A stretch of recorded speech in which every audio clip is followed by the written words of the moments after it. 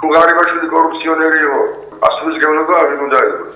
ქართულმა ხალხმა თუ ქართულმა უწევს.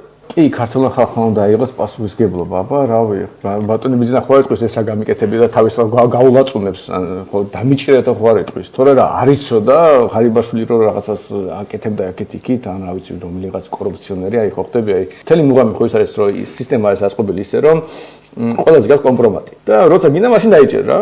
და ადამიანი რომელიც იცის ამ სისტემაში, იცის რომ კომპრომატი გაქვს და ამიტომ შენ ლოიალურია რა. გაწყობს კიდეც რომ ის კორუფციაში იყო შართული თუ კი, რა თქმა უნდა, შენ დიდი ხანია უფლებას მისცემ რაღაც, ამიტომ შეჭირება სხვა ჯგუფები, რომლებიც აქედან ინფორმაცია იქიდან ინფორმაცია იმას ჩაუშვებს, ამას ჩაუშვებს და შენ სანამ გჭირდება ეს ხალხი ყავს რა, როცა ჭირდება ხალხი და მოიშორებ რა. ქართული ხალხია, რა თქმა უნდა, პასუხისმგებელი ვარსთი ხელისუფლება აირჩია. როგორ შეიძლება ნაცები შიშით ესე აღირჩია?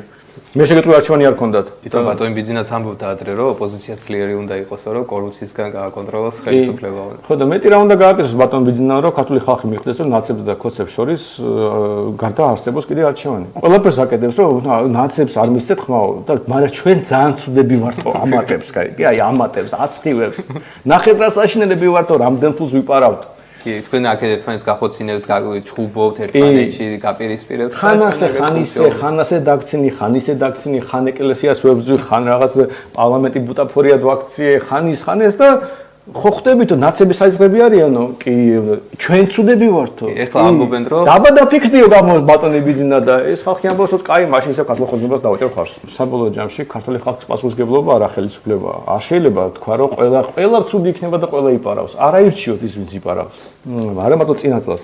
ამ წელსაც წარმოედგინე რომ გამოდის პრემიერ-მინისტრი და ამბობს რომ თქვენ უნდა გეშინოდეთ ნაცების, იმიტომ რომ იქ ანიტას ლიდერობით ისინი გვამხობენ. აი ხო დაცინვა იყო. როგორც პაატა ბუჭულაძემ დაცინა ნაც სამორჩეველს. ისე ხო ობახიძე დაცინოდა ქოც სამორჩეველს მთელი ეს პერიოდი. ხო და ნუ ქართული ხალხის პასუხისმგებლობაა შედეგი რა თქვება. თან ის გამართლება არ გაქვთ ძვირფას სამორჩეველო, რომ თქვენ არჩევანი მხოლოდ ორ პარტიას შორის გქონდათ.